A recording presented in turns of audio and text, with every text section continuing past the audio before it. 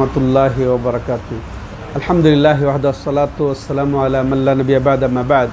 সম্মানিত দূরের ও কাছের দর্শক ও শ্রোতামণ্ডলী, আমরা শুরু করতে যাচ্ছি শেখুল ইসলাম মুহাম্মদ ইবনে আব্দুল ওয়াহাব রাহিমাহুল্লাহ রচিত প্রসিদ্ধ কিতাবুত তাওহীদ ওয়া হাকুল্লাহি আলাল আবিদ। তো এর ৫১তম অধ্যায়। তো আজ ২৭শে জিলহিজ্জা ১৪৪৬ হিজরি রোজ সোমবার। তো এই অধ্যায় লেখক রাহিমাহুল্লাহ যে গুরুত্বপূর্ণ বিষয়টি এখানে তুলে ধরেছেন সেটা যে আল্লাহ রব্বুল আলামিনের যে সুন্দর সুন্দর উত্তম নাম রয়েছে, তো এই নামের বিকৃতি সাধন বা এই নামের যেটা আসল মর্ম অর্থ, এটাকে ভিন্ন অর্থে নিয়ে গিয়ে যেটা ভুল করা হয় সেটাকে ইলহাদ বলে। তো এটা আসলে তাওহীদের পরিপন্থী, এটাও তাওহীদের পরিপন্থী। তাওহীদ তিন প্রকার: তাওহীদুর রুবুবিয়্যাহ, তাওহীদে উলুহিয়াত এবং আসমায়ে সিফাত। আসমায়ে সিফাত এটা তাওহীদের একটা প্রকার। তো আসমায়ে সিফাতের যেটা সঠিক মর্ম অর্থ, সে সঠিকভাবে যেটা আমাদেরকে সাব্যস্ত করা উচিত, এটাকে সঠিকভাবে সুসাব্যস্ত না করাটা এটা তাওহীদ পরিপন্থী বিষয়, তাওহীদ বিরোধী বিষয়। এটাও ওটা বড় ধরনেরও হতে পারে, শিরকও হয়ে যেতে পারে, আবার এটা কুফুরও হয়ে যেতে পারে, এটা ছোট কুফুর হতে পারে, বা এটা ছোট গুনাহ বা হতে পারে, এটাও আমরা বুঝবো। এটা যেহেতু তাওহীদ পরিপন্থী বিষয়, সেজন্য লেখক রাহিমাহুল্লাহ এই অধ্যায় রচনা করে তিনি বলছেন যে বাবু কাউলিল্লাহি তাআলা ওয়ালিল্লাহিল আসমাউল হুসনা ফাদউহু বিহা ওয়াদারুল্লাযিনা ইউলহিদুনা ফি আসমাইহি সাইয়ুজজাউনা মা কানু ইয়ামালুন। তো এখানে আয়াতটির অর্থ আগে শুনি আমরা, যে ওয়ালিল্লাহিল আসমাউল হুসনা, আল্লাহরই রয়েছে সুন্দর সুন্দর উত্তম নাম। ফাদউহু বিহা, অতএব তোমরা তার এই নামগুলির ওসিলায় তাকে ডাকো। ওয়াদারুল্লাযিনা ইউলহিদুনা ফি আসমাইহি, এরপরে তোমরা বর্জন করো, বিমুখ হয়ে যাও যারা এই আল্লাহর নামের বা আল্লাহর নামের যারা বিকৃতি ঘটায়, যারা অপব্যাখ্যা করে, যারা অস্বীকার করে, যারা নাকচ করে, যারা অকেজ করে, তাদের থেকে তোমরা আলাদা হয়ে যাও, বিচ্ছিন্ন হয়ে যাও, তার সাথে তোমাদের সম্পর্ক নেই। ঠিক আছে, এটা হচ্ছে স্বাভাবিক অর্থ। এরপরে আমরা ব্যাখ্যায় যাব।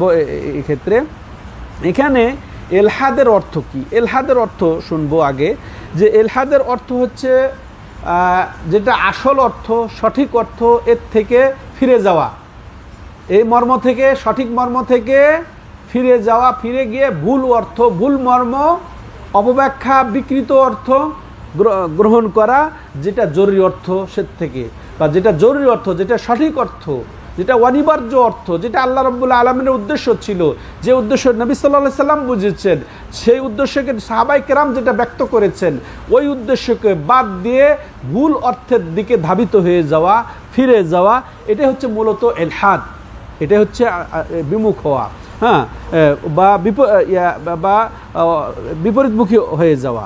তো এটা হচ্ছে ইলহাদের পরিচয়। ইলহাদ বিভিন্নভাবে হতে পারে, যে যেমন সঠিক অর্থকে অস্বীকার করার ইলহাদ বা বিকৃতকরণ হতে পারে, তেমনিভাবে আল্লাহর নামে নামকরণের অস্বীকার করে ইলহাদ হতে পারে, তেমনিভাবে অন্যকে এই নামগুলার সাথে শরীক বানায় এটা ইলহাদ হতে পারে।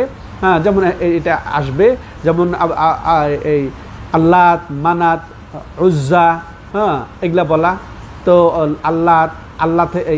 আল্লাহ থেকে লাত, উজ্জা, আজিজ থেকে উজ্জা, আল মান্নান থেকে মানাত, এইভাবে নামকরণ করাও এটা ইলহাদ, যেটা আল্লাহর আসল নাম ওটাকে বিকৃত করে অন্যর দিকে ধাবিত করা, ওই যে মূর্তির নামে নামকরণ করে দেওয়া।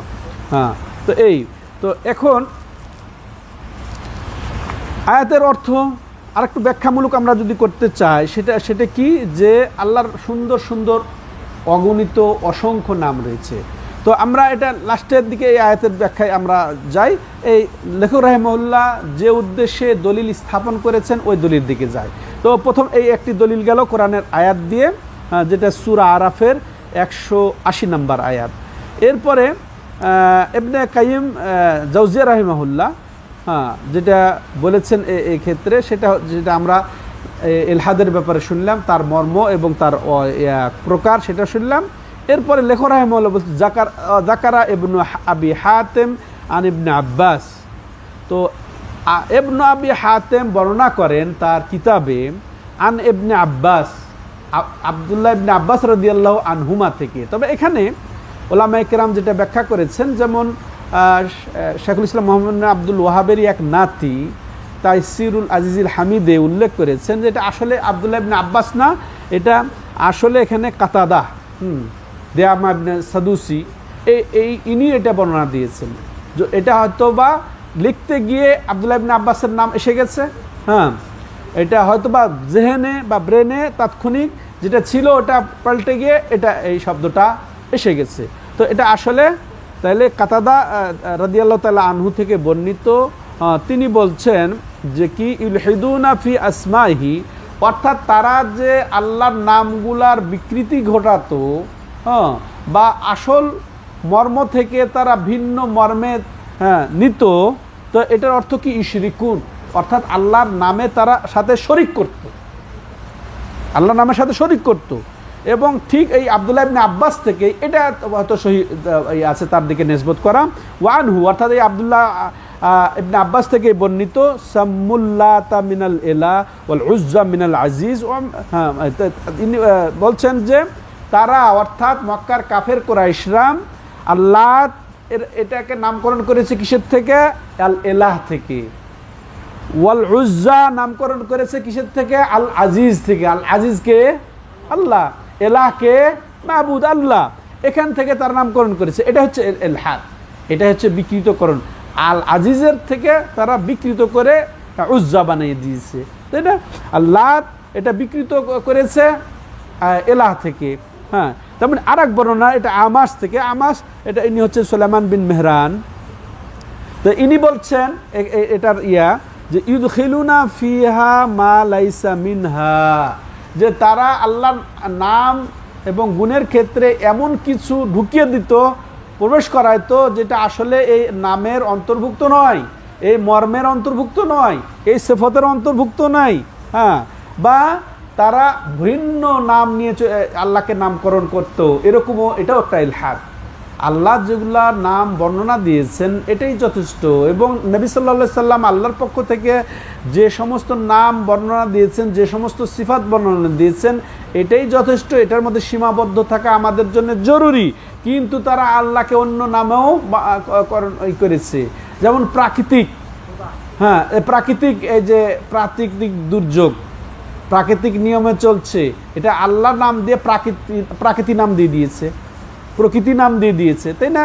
আরও কি খোদা, যেটা বললেন খোদা, খোদা, তখন আমরা ওই নামটা ব্যবহার করতে পারবো আমাদের বাংলাতে যদি এটা দাবি করি যে যেমন আর রহমান, রহমানের দয়ালু বলি আমরা, ঠিক আছে, দয়ালু বললেন, গাফুর গাফফার যে ক্ষমাশীল, এই ক্ষমতাবান, এগুলা যদি বলেন, এই যেগুলার হুবহু বাংলা বুঝার জন্য যদি বলা হয় সেটা জায়েজ, কিন্তু এই মূল আল্লাহর নামের কোনো অর্থ নয়, ভিন্ন একটা নতুন নামকরণ করা হবে, সেটা জায়েজ নেই, সেটাও ইলহাদ, সেটাও ইলহাদ। আর সেটার মধ্যে খোদা পড়ে। খোদা এমন এক কোনো শব্দ, এমন শব্দ নয় যে এটা আল আজিজের অর্থ, না গাফুরের অর্থ, না গাফফারের অর্থ, না রবের অর্থ, না রাজ্জাকের অর্থ, না এলার অর্থ, না কোনটার অর্থ নেবেন? কোনটার অর্থ কেউ বলবে না যে এই খোদাটা এই আল্লাহ রাব্বুল আলামিনের দেওয়া নাম, যে নামে তিনি নামকরণ করেছেন বা তার পক্ষ থেকে তার রাসূল মুহাম্মদ সাল্লাল্লাহু আলাইহি ওয়াসাল্লাম নামকরণ করেছেন, ওই নামের সমর্থ এরকম কেউ দাবি করতে পারবে না। খোদা একটা স্বতন্ত্র নামে পরিণত হয়েছে, খোদা একটা স্বতন্ত্র নামে পরিণত হয়েছে। তাহলে এটাও ইলহাদের অন্তর্ভুক্ত, এর থেকে আমাদেরকে বিরত থাকতে হবে। তো যারা ইলহাদ করবে, এই ক্ষেত্রে এই আয়াত দিয়ে দুইভাবে লেখক রাহিমাহুল্লাহ দলিল উপস্থাপন করেছেন। একটা হচ্ছে কি ওয়াজারুল্লাযিনা ইউলহিদুনা ফি ওয়াজারুল্লাযিনা ইউলহিদুন, তাহলে ওদেরকে বর্জন করো, ওদেরকে প্রত্যাখ্যান করো যারা এই নাম এবং সিফতের ক্ষেত্রে তারা ভিন্ন অর্থে চলে যায়, অবব্যাখ্যায় চলে যায়, অকেজো করে ফেলে, হ্যাঁ, অস্বীকার করে ফেলে। ওদেরকে তুমি প্রত্যাপন করো, কি ওরা যেটা করেছে ওর থেকে তোমরা ফিরে আসো। হ্যাঁ, যারা হক অর্থ থেকে, সত্য অর্থ থেকে, ভালো অর্থ থেকে যারা ভিন্ন দিকে চলে গেছে। হ্যাঁ, এবার আমরা শেষ পর্যায়ে চলে এসেছি। বলছিলাম যে আসমা সিফাতের ক্ষেত্রে কিছু আমরা মূল নীতি শুনবো। আসমা সিফাত, আল্লাহর নাম এবং সিফতের ক্ষেত্রে কিছু আছে, যেটা একটা ইলহাদের আমরা মর্ম শুনলাম। আসমা সিফাতের ক্ষেত্রে ইলহাদ হচ্ছে, যেটা বললাম, সঠিক অর্থ থেকে ভিন্ন অর্থের দিকে ফিরে চলে যাওয়া, হ্যাঁ, বেঁকে যাওয়া, এগুলা হচ্ছে ইলহাদের অর্থ। তো ইলহাদ এটা নাম এবং গুণের ক্ষেত্রে যে তার প্রকৃতি থেকে, তার আসল থেকে, তার হাকিকত থেকে ভিন্ন দিকে চলে যাওয়া। এটা তিন চারভাবে হতে পারে। যেমন প্রথম হচ্ছে কি, যে এটা মূর্তির নামকরণ করে ফেলা। যেমন এটা উজ্জা, আজিজ থেকে, হ্যাঁ, তারপর এলাহ থেকে লাত, মান্নান থেকে মানাত, এরকম। তো এটা একটা ইলহাদ। ইলহাদের কয়েকটা ধরন আছে, তার মধ্যে এটা যে আল্লাহর যেটা নাম সাব্যস্ত, ওই সাব্যস্ত নাম দিয়ে অন্য মূর্তির বা দরগার বা আস্তানার নামকরণ করা। ঠিক আছে, হ্যাঁ, এটা একটা। দ্বিতীয় হচ্ছে কি, যে আল্লাহকে এমন নামে নামকরণ করা যেটা তার জন্যে উপযোগী নয়। হ্যাঁ, যেমন এই যে খোদা, আমরা এটাই সহজে বুঝি। হ্যাঁ, গডও বলা যাবে না। মুসলমানরা কখনো গড বলবে না। যদি ইংলিশেও কথা বলতে হয়, আল্লাহ বলেন। আল্লাহ এখন দুনিয়ার সবাই চিনে, জানে, বুঝে আল্লাহ শব্দটা। ঠিক আছে, আল্লাহ বলবেন। হ্যাঁ, তো এটা একটা ইলহাদ। তারপরে এমন নামে আল্লাহকে নামকরণ করা যেটা আল্লাহর মানের ক্ষুণ্ণ হয়, মানহানি হয়। হ্যাঁ, যেমন ইহুদিরা করেছে ইন্নাল্লাহ ফাকির, যা আল্লাহ দরিদ্র, নিঃস্ব, নাউযুবিল্লাহ। হ্যাঁ, তার ইয়াদুল্লাহ মাগলুলা, আল্লাহর হাত হচ্ছে সংকুচিত। হ্যাঁ, এগুলা তারা বলেছে। তো এমন নামও আল্লাহকে অভিহিত করা যাবে না, নামকরণ করা যাবে না, যেগুলা আল্লাহর মানের হানি হয়। তেমন এটা ইলহাদের অন্তর্ভুক্ত। তেমনইভাবে আল্লাহ যে সমস্ত নাম বর্ণনা দিয়েছেন কোরআনে, এবং রাসূল সাল্লাল্লাহু আলাইহি ওয়াসাল্লাম যেসব নাম বর্ণনা দিয়েছেন আল্লাহর পক্ষ থেকে হাদিসে, তো সেগুলা অস্বীকার করা যাবে না, সেগুলাকে অকেজো করা যাবে না। হ্যাঁ, বা জাহমিয়া সম্প্রদায় কি করেছে, নিছক নামে এটা সীমাবদ্ধ করে রেখে দিয়েছে, যে এটা নাম, আসলে সিফাত এটা ফুটে উঠবে না, এর সিফাত প্রকাশ পাবে না। হ্যাঁ, আর রহমান, এর মধ্যে অবশ্যই সিফাত আছে দয়ার, রহমতের। তো এটা তারা অস্বীকার করে। তো একেবারে নিছক নামে তারা এটাকে সীমাবদ্ধ করে ফেলেছে, আল্লাহর নামগুলাকে। হ্যাঁ, তেমন সিফাত অস্বীকার করে ফেলেছে। তো এটা একটা ইলহাদের চরম কুফরি পর্যায়। হ্যাঁ, এটা ইলহাদের চরম কুফরি পর্যায়। তাহলে আল্লাহর অনেক ফিরকা আছে, ভ্রান্ত ফিরকা, যারা এরকম জাহামিয়া যেমন প্রায় সব নামগুলাকে, আল্লাহর সিফতকে অস্বীকারী, ওয়াকেজো, বাতিল করে দেয়। এরা ঠিক এমনও ফেরকা আছে, কতিপয় নাম স্বীকার যায় আর অধিকাংশ নাম অস্বীকার যায়, বা নাম স্বীকার গেলেও ওর মধ্যে সিফত বা গুণ অস্বীকার যায়, বা অনেকে আছে বাতিল। এখানে একটা গুরুত্বপূর্ণ বিষয়, যে এই ক্ষেত্রে যেমন জাহমিয়ারা এরা কুফরি করে বসে, এগুলোকে অস্বীকার করে। যারা আসমা সিফাতকে অস্বীকারী তারা কাফের। ঠিক আছে, কিন্তু যারা অপব্যাখ্যা করে তাদের মধ্যে সংশয় রয়েছে, এদেরকে কাফের বলেন না উলামায়ে কেরাম, বরং এদের মধ্যে অপব্যাখ্যা আছে, সেই হিসেবে এদেরকে বেদাতি বলা হয়েছে। যেমন এই রোগে আক্রান্ত হয়েছে আশায়েরি মাতুরিদিরা, হ্যাঁ, অপব্যাখ্যায়। যেমন আল্লাহর হাতকে কুদরতি হাত বলা। ঠিক আছে, আল্লাহর হাতকে কুদরতি হাত বলা। হ্যাঁ, নিয়ামতকে তারা অপব্যাখ্যা করে এভাবে। তো এটাও কিন্তু গুনহা, এটাও কাবিরা গুনহা। ঠিক আছে, এরকম যেন না হয়। তবে এদেরকে বেদাতি, উলামায়ে কেরাম তাদেরকে বেদাতি বলেছেন। জাহমিয়াদের ওই কুফরি পর্যন্ত তাদেরকে যায় নাই। তেমনইভাবে সাদৃশ্য পোষণ করা, আল্লাহর নাম বা বিশেষ করে সিফতের সাথে ওই সৃষ্টির সাদৃশ্য দাবি করা, যেমন দেহ সাব্যস্ত করা, যেগুলা আল্লাহ রাব্বুল আলামিনের শানে বর্ণনা হয় নাই দলিলে, কোরআনে এবং হাদিসে, ওই সমস্ত সিফতকে সাব্যস্ত করা, এটা সাদৃশ্য করা, এটা থেকে তিনি পুত পবিত্র। তাহলে এই ক্ষেত্রে শেষে আমরা আকিদাত আহলিস সুন্নাহ ওয়াল জামা, এই যে আসমায়ে সিফাতের ক্ষেত্রে সেটা কি সেটা জেনেই আমরা আজকের আলোচনা শেষ করব। সেটা কি, যে আমাদেরকে আল্লাহ রাব্বুল আলামিনের নামসমূহ এবং তার সিফতগুলা সাব্যস্ত করতে হবে। আল্লাহ যে সমস্ত নাম এবং গুণ সাব্যস্ত করেছেন কোরআনে, ঠিক আল্লাহর পক্ষ থেকে নবী সাল্লাল্লাহু আলাইহি সাল্লাম যে সমস্ত নাম এবং গুণ সাব্যস্ত করেছেন, তো সেগুলো আমরা সাব্যস্ত করব কোনো রকমের বিকৃতি না করে, সঠিক অর্থ থেকে ভিন্ন অর্থে ব্যাখ্যামূলকভাবে বা অপব্যাখ্যা না করে, সাদৃশ্য পোষণ না করে, একেবারে ওয়াকেজও না করে, অস্বীকার না করে, ঠিক ওইভাবে ছেড়ে দেওয়া, শব্দ এবং মর্মকে আমরা মানব যেভাবে আল্লাহ রাব্বুল আলামিন যে উদ্দেশ্যে নামগুলা জানিয়েছেন। তো এটা হচ্ছে আহলে সুন্নাত ওয়াল জামাতের মৌলিক কথা আসমায়ে সিফাতের পরিচয়ের ক্ষেত্রে।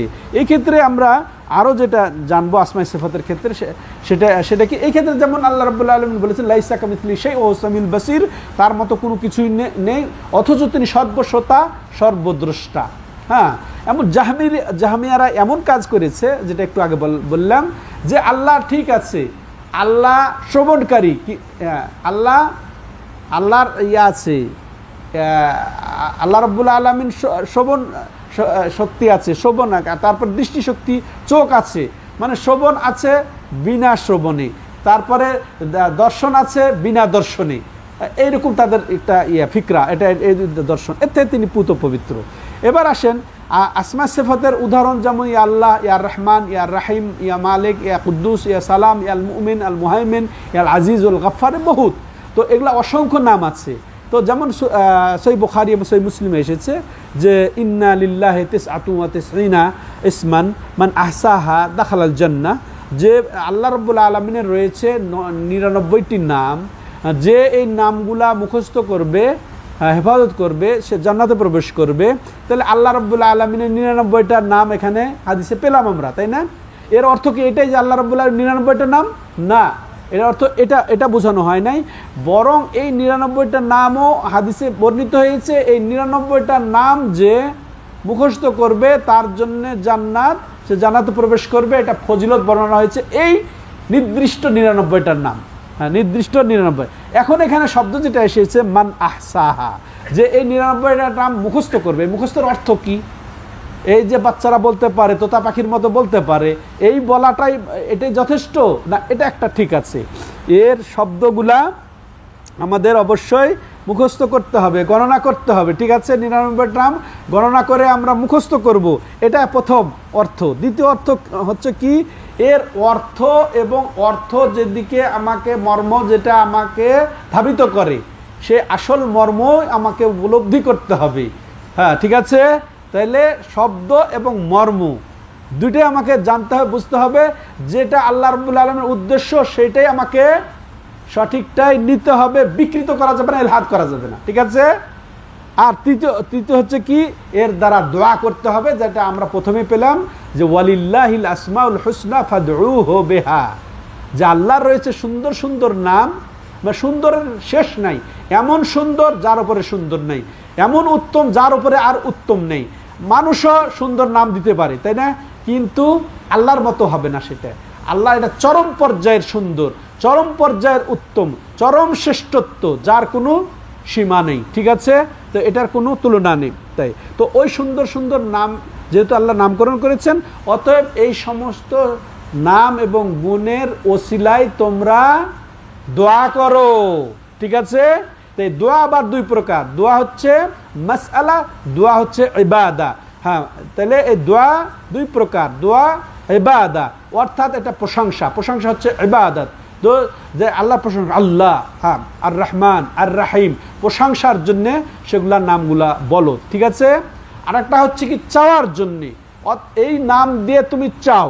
একটা হচ্ছে দোয়া, এটা ইবাদত, এইগুলা নামগুলা আতাআব্বাদ বে আসমাহি, তার নাম দিয়ে, যে আল্লাহ রহমান আর রাহিম মালিক, এগুলা দিয়ে আমরা সরাসরি ইবাদতের জন্য এগুলা বলবো, মর্ম উপলব্ধি করব। আর একটা হচ্ছে আর রহমান এরহামনি, হে তুমি রহমান, অর্থাৎ তুমি আমার প্রতি দয়া করো। ইয়া আলিম আল্লিমনি, হে তুমি আলিম, তুমি আমাকে ইলম দাও। ইয়া গাফুর ইয়া গাফফার ফাগফিরলি। এইভাবে এটা দোয়া, ঠিক আছে? এইভাবে দোয়া। বাংলাতে আমি বলতে পারি আল্লাহ তুমি ক্ষমাশীল, অতএব তুমি ক্ষমা করো। ইন্নাকা আফু তুহিব্বুল আফওয়া ফাফু আন্নি, যে হে আল্লাহ তুমি হচ্ছে ক্ষমা, হ্যাঁ, এবং ক্ষমাকে তুমি পছন্দ করো, অতএব তুমি আমাকে ক্ষমা করো। ইয়া হাই ইয়া কাইয়ুম বিরহমাতিকা আস্তাগীস, হে চিরঞ্জীব, সব সত্তার রক্ষণাবেক্ষণকারী, সকল কিছুর রক্ষণাবেক্ষণকারী, বিরহমাতিকা আস্তাগীস, এবং সিফাতের ওসিলা এখানে বোঝা যাচ্ছে, আগে তো নামের ওসিলা, এখানে সিফাতের ওসিলা, যে তোমার রহমতের ওসিলায় তোমার কাছে আমি চাই। হ্যাঁ, এইভাবে। তাহলে এটা হচ্ছে গণনা, এইটা গণনা। শুধু তোতা পাখির মতো 99টা নাম আমি গণনা করলাম, মুখস্থ করলাম, তাহলে অর্থও বুঝলাম না, সঠিক অর্থ দিকে ধাবিত হলাম না, ওই অনুযায়ী আমি নিজের জীবন গড়লাম না। আর রাজ্জাক মানে কুরজুকনি, তুমি যেহেতু মহা রিজিক দাতা, অতএব আমাকে রিজিক দাও। তাহলে আবার কালীর কাছে, আবার ওই যে কবরে গিয়ে, ওইকে দরবারে গিয়ে, খাজা বাবার কাছে, তাইলে হলো না। তাহলে ওগুলা যতই আপনি রাজ্জাক রাজ্জাক করে চিৎকার করেন সব সময়, তাহলে কোন লাভ হবে? লাভ হবে না। হ্যাঁ, তো আর আরেকটা জিনিস আমরা জানবো শেষে, যে আল্লাহর নাম নির্ধারিত কোন সংখ্যায় সীমাবদ্ধ নয়। যদিও আমরা এখানে পাইলাম, বললাম কি এটা, যে এটা আসলে এই 99টা নামের খাস ফজিলত বর্ণনা হয়েছে বুখারী মুসলিমে, কিন্তু যে আল্লাহর যে অসংখ্য নাম আছে সেটা আর এক হাদিস আমরা শুনলে সেটা বুঝতে পারবো। যেমন রাসূলুল্লাহ সাল্লাল্লাহু আলাইহি সাল্লাম বলেছেন, আসআলুকা আল্লাহুম্মা বিকুল্লি ইসমিন হুয়া লাক সাম্মাইতা বিহি নাফসাক ওয়া আনজালতাহু ফি কিতাবিক ওয়া আল্লামতাহু আহাদাম মিন খালকিক আও ইস্তাসারতা বিহি ফি ইলমিল গায়বি ইনদাক। এখানে 3 ধরনের নামের কথা রাসূলুল্লাহ সাল্লাল্লাহু আলাইহি ওয়াসাল্লাম উল্লেখ করেছেন। আল্লাহর কাছে তিনি দোয়া করছেন কিভাবে? হে আল্লাহ, হ্যাঁ, আমি তোমার কাছে ওই নামের ওসিলায় চাই, হ্যাঁ, যে সমস্ত নাম তোমার, হ্যাঁ, যে নাম তুমি যেগুলাতে নাম করেছো, বিহি নাফসাক ওয়া আও এটালে আল্লাহর নামকরণ করা নামগুলা, তাই না? আর সেটা হয়তো নাজিল হতেও পারে, নাও হতে পারে। আও আনজালতা ফি কিতাবিকা, বা তোমার কিতাবে তুমি নাজিল করেছো ওই নামগুলা, আর রহমান আর রাহিম গাফুর গাফার কাদির, এগুলা। আও আল্লামতাহু আহাদাম মিন খালকিক, তাহলে দ্বিতীয় প্রকার হচ্ছে কি, অথবা তুমি তোমার কোনো বান্দাকে যেগুলা শিখিয়েছো, আও ইস্তাসারতা বিহি ফি ইলমিল গায়বি ইনদাক, ওই সমস্ত নাম এবং গুণেরও ওসিলায় আমি চাই যে সমস্ত নাম এবং গুণ তুমি তোমার নিজের ইলমে গায়বে রেখে দিয়েছো। এটা গণনা করবে কে? যেটা ইলমে গায়বে আছে। এখান থেকে উলামায়ে কেরাম বলছেন কি, যে আল্লাহর নাম এবং গুণ নির্ধারিত কোনো সংখ্যায় সীমাবদ্ধ নয়। বুঝে আসলো? আর ওইটা 99টা নাম, ওইটা নির্ধারিত নামগুলার ফজিলত ওখানে, যে ওগুলার নাম গণনা করবে 99টা, জেনে বুঝে আমল করে, ওগুলা দোয়া করে, ওগুলা দিয়ে ইবাদত করে, তার জন্যে কি জান্নাত। তাহলে আমরা তাহলে কিভাবে চাবো সেটা আমরা একটু আগে জানলাম, যে গাফুর গাফফার বলে তুমি ক্ষমা করে দাও, এইভাবে। তো আজকে এ পর্যন্তই আমাদের এই অধ্যায়টা। তো আল্লাহ রাব্বুল আলামিন আমাদেরকে তৌফিক দান করেন, আল্লাহ রাব্বুল আলামিনের নাম এবং সিফাতগুলা ভালো করে বুঝে সেই সমস্ত নাম এবং সিফতের ওসিলা দিয়ে তার কাছে চাওয়া, তার ইবাদত করা। হাদা হুয়া সাল্লাল্লাহু আলা নবিনা মুহাম্মদ ওয়া আলা আলিহি ওয়া সাহবিহি আজমাইন। সুবহানাকাল্লাহুম্মা ওয়া বিহামদিকা আশহাদু আল্লা ইলাহা ইল্লা আনতা আস্তাগফিরুকা ওয়া আতুবু ইলাইক।